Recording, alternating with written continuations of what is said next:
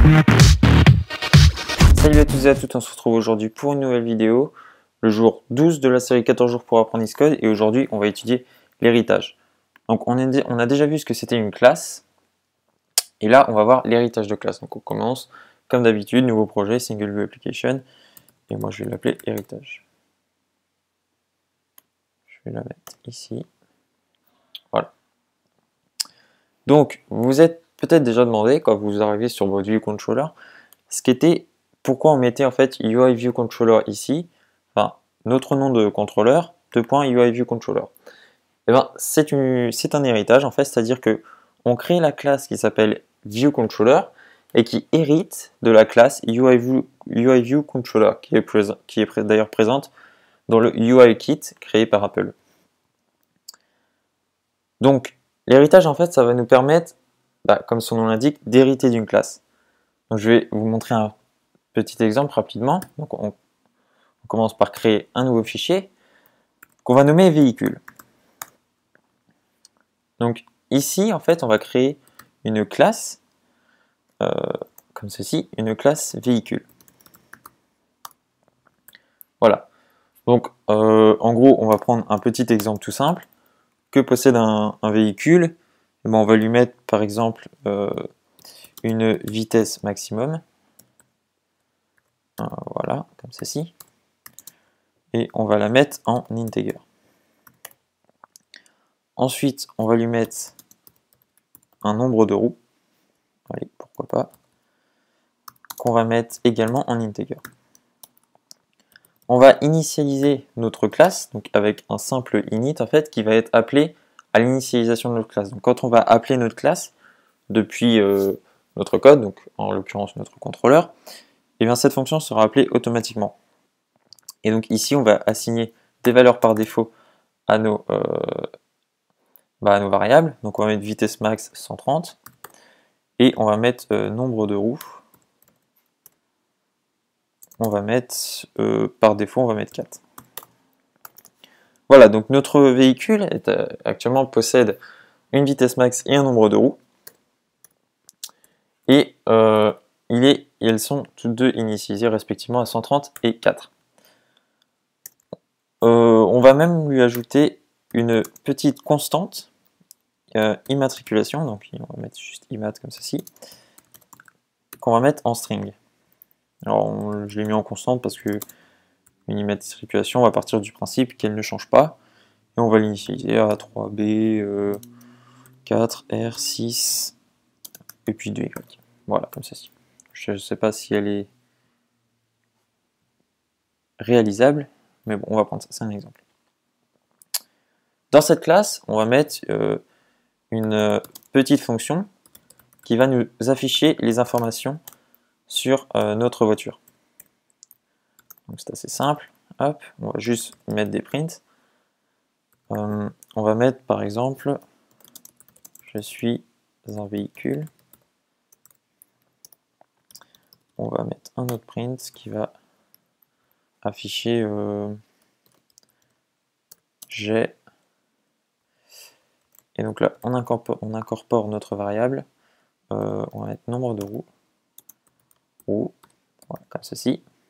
Donc ici, ça fera en l'occurrence j'ai 4 roues par exemple. Si on ne change pas les valeurs par défaut. Et ma vitesse max est. Et on va mettre vitesse max. Et puis on va dire que c'est en km/h. Comme ceci. On va également renseigner l'immatriculation. Et comme ceci. Immat. Voilà. Alors cette classe, on va pouvoir déjà commencer dans notre view didload par l'appeler. Donc bien sûr, on la stocke dans une variable en fait. Donc pour éviter les confusions, je vais juste appeler ma variable VI et qui sera donc une instance de véhicule. Et donc en fait, ici, c'est à cette ligne-là que va être appelé le init en fait. Il va être appelé, voilà, lorsque j'appelle véhicule, je mets les deux parenthèses qui vont faire appel à ma fonction init de véhicule. Et ici, par exemple, je vais pouvoir modifier ensuite mes variables. Donc, comme on a déjà pu le voir, voilà, comme ça. Donc, j'appelle par exemple nombre de roues, et si je lui mets que j'ai 3 roues, voilà, et qu'ensuite j'appelle vi.display, voilà, il va tout simplement m'afficher en fait donc tout ce que je lui ai demandé, en modifiant la valeur par défaut qui est 4, et il va le remplacer par 3. Donc on va voir ça tout de suite. Hop, le temps que le simulateur démarre. Voilà. Donc là, il nous a exactement affiché ce qu'on attendait. Donc là, on a pour l'instant créé une classe, mais jusqu'à là, rien de nouveau. Tout ça, on avait normalement déjà vu. Là, on va créer un deuxième fichier que l'on va nommer en fait voiture. Et une voiture, c'est quoi au final? En fait, c'est un véhicule. Donc on va tout simplement faire hériter voiture de la classe véhicule. Donc on crée une classe, mais pas une classe juste avec un name, mais avec une subclasse. Donc on va nommer notre classe voiture et on va la faire hériter en fait de véhicule. Alors qu'est-ce que ça va permettre ça de la faire hériter de véhicule? Et en fait, on va tout simplement avoir accès à toutes ces variables et méthodes. Enfin, toutes celles qu'elle veut bien nous envoyer. Je m'expliquerai plus tard. Donc par exemple, on va commencer en créant une variable propre à véhicule qu'on va nommer par exemple var nombre de portes. Voilà, comme ceci. Et que l'on va initialiser à 5. Voilà. Donc en fait, là, on va aller retourner dans notre contrôleur et on va créer une instance de voiture. Hop, on va recopier ça, voilà. On peut faire comme ça, je vais faire comme ça. Voilà. Et donc voiture, comme ceci. Et donc là, on va pouvoir que depuis notre classe voiture, en fait, donc qui est symbolisée par notre variable boîte, on va pouvoir avoir accès à toutes les variables contenues dans notre classe véhicule également, ainsi que dans notre classe voiture, puisqu'on voit qu'on a bien le nombre de portes. En fait, on peut bien accéder au nombre de portes. On peut le modifier en mettant par exemple une voiture énorme avec 10 portes, et on va également mettre une voiture avec 6 roues. Alors maintenant, si je fais voit.display, et bien là on va voir qu'en fait il va m'afficher exactement le même print que pour un véhicule, sauf que j'aurais pris les valeurs que je lui ai données juste au-dessus. Voilà, donc par exemple on voit qu'on a bien la même immatriculation pour les deux. Voiture dit donc qu'elle est un véhicule, puisque en effet cette méthode display appartient à la classe véhicule. Donc en fait, qu'est-ce qu'on fait? On appelle exactement la classe dont hérite voiture, qui est donc véhicule, et on va appeler ceci. Donc ensuite, alors on va aller un petit peu plus loin et on va voir qu'en fait, véhicule peut aussi garder des choses pour elle et ne pas tout partager. Là, tout est actuellement en public, donc tout est accessible partout. Mais on va pouvoir rendre des choses privées, comme par exemple, imaginons, on veut rendre l'immatriculation privée, et on va tout simplement mettre le mot-clé devant private, comme ceci. Et ici, en fait, ma voiture ne pourra plus accéder à private. En fait, si j'essaye, ici par exemple, que je fais une petite fonction display voiture, hop, et on va voir que je ne peux pas faire de print de mon IMAT. Voilà, il ne me trouve pas IMAT en fait. Comme ceci, mais là il va me renvoyer une erreur. Voilà. Donc il me renvoie une erreur et il me dit qu'en fait il ne trouve pas IMAT. Pourquoi? Parce que IMAT, en fait, je l'ai mis en privé, c'est-à-dire que personne ne peut y accéder à part la classe véhicule. C'est-à-dire qu'à partir du moment où je sors de ces deux accolades, IMAT n'est plus accessible. Alors que ici, vous voyez qu'il peut toujours la trouver puisque je suis à l'intérieur des deux accolades, donc je suis dans la classe. Donc, voiture ne peut pas accéder à IMAT. Par contre, elle peut toujours accéder au nombre de roues, par exemple, puisque le nombre de roues est resté privé. Donc on va pouvoir faire une petite fonction qui va dire cette fois je suis un véhicule. Hop. Pardon. Et plus précisément, une voiture. Ici, et lorsque maintenant j'appelle par exemple what.display, alors comment je l'avais appelé, display voiture, comme ceci. Alors on va juste faire un petit truc pour que ça soit plus clair. Dans notre console, qu'on s'y retrouve, on va mettre des petits prints comme ça, juste pour s'y retrouver. Voilà, pour bien voir la séparation entre les différents displays. Donc là en fait, j'ai appelé une fonction, donc je suis un véhicule, donc on voit le what display qui me dit qu'il est un véhicule, donc il a bien 6 roues, comme je lui ai donné ici, son immatriculation et sa vitesse.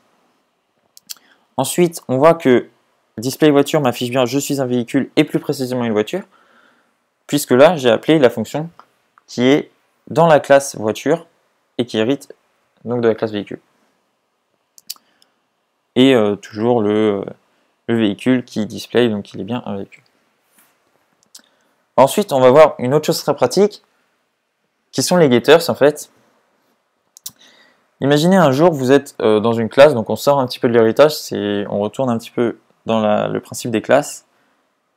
Imaginez un jour, vous souhaitez accéder à une variable, mais par exemple, lorsque vous voulez y accéder depuis l'extérieur de votre classe, vous voulez qu'elle soit un petit peu modifiée, et par exemple, on va dire qu'il faut rajouter 10. On a un nombre, donc on va le mettre, voilà, on va tout simplement appeler ça nombre, int égale 15, voilà. Et donc ce nombre est privé, c'est-à-dire que personne ne pourrait y accéder, à part votre classe, seulement vous avez quand même besoin de le récupérer à l'extérieur, mais en lui appliquant un traitement. Et ben en fait, vous allez pouvoir faire quelque chose de plutôt sympathique, qui est créer en fait une espèce de variable, donc du type de la variable que vous voulez envoyer, comme ceci, et mettre tout simplement un petit get, hop, et là on retourne notre variable de base, donc qui est ici nombre, et par exemple plus notre modification.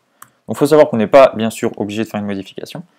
Et là, ça va nous permettre de pouvoir accéder à notre variable nombre, mais de ne pas pouvoir changer la valeur, puisqu'en fait on a défini seulement le getter. C'est-à-dire que si je la mets en public comme elle est comme le nombre de portes, on a pu voir qu'on a pu modifier le nombre de portes. Seulement maintenant, ma variable voiture, enfin ma variable nombre de la classe voiture, en fait je ne peux pas la modifier. Je ne peux pas lui mettre un égal 60. Parce qu'en fait elle est en privé, donc je ne peux pas y accéder ni la voir. Par contre, j'ai une autre variable qui s'appelle donc nombre avec un N majuscule. Alors est-ce que je l'ai bien? Oui, hop.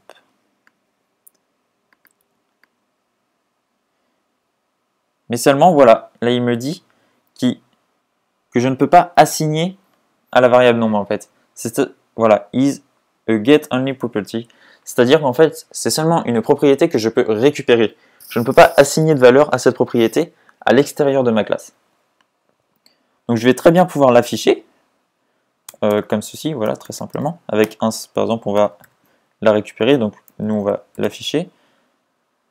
Et afficher void.nombre. Voilà, donc là je peux très bien afficher ma variable, seulement en fait je ne peux pas lui affecter de valeur. Parce que j'ai défini seulement un getter. Donc on va attendre que ça charge. Donc voilà, on voit bien que là il m'affiche correctement 25, puisqu'en fait je lui ai par défaut, j'ai donc dû lui affecter voilà 15, et je renvoie donc ma variable modifiée de 10. Donc on n'est pas obligé de modifier par exemple. Voilà. Et ensuite, si je veux que ma variable puisse être, on dit CT, donc c'est des getters et des setters en fait. Si je veux que ma variable soit, je vais dire settable, je vais faire un petit set comme ça, la valeur que j'envoie lorsque je set en fait. Et là, je vais mettre par exemple, et là ensuite j'accède à ce que je veux. Hop, on va juste prendre celui-là. C'est celui-là égal. Value. Comme ceci. Donc en fait, qu'est-ce qui va se passer ici? Imaginez, je set ma variable, en fait, c'est-à-dire que je vais faire par exemple what dans ce cas-ci, enfin dans mon vieux controller, point nombre, donc avec une majuscule, puisque je ne peux toujours pas accéder à nombre en minuscule, elle est toujours en private, je rappelle.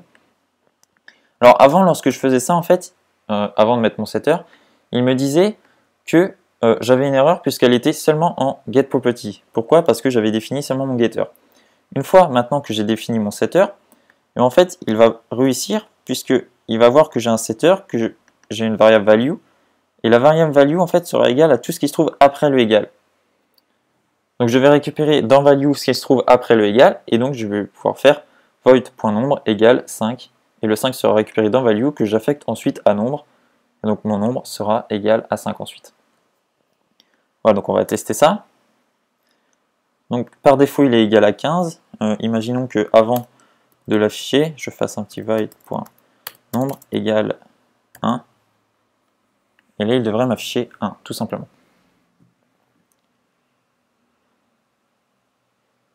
Voilà, parfait. Donc on a vu un petit peu de l'héritage avec un petit bonus sur les getters et les setters. Dans la prochaine vidéo, on va voir une autre chose qui a également un rapport avec l'héritage, qui est l'overriding. Alors qu'est-ce que c'est l'overriding? Vous vous êtes peut-être déjà demandé pourquoi est-ce que de temps en temps, Xcode nous demandait d'écrire override devant. Et bien j'expliquerai ça, et je pourrais également vous expliquer pourquoi est-ce que ici on met super view did load et ici super did receive memory warning. Donc on va tenter d'expliquer tout ça dans la prochaine vidéo et de comprendre pourquoi on a absolument besoin de mettre ça et de pouvoir nous-mêmes le réutiliser, puisqu'il faut savoir que c'est quand même assez puissant. Donc je vous dis à bientôt pour la prochaine vidéo et en attendant, entraînez-vous.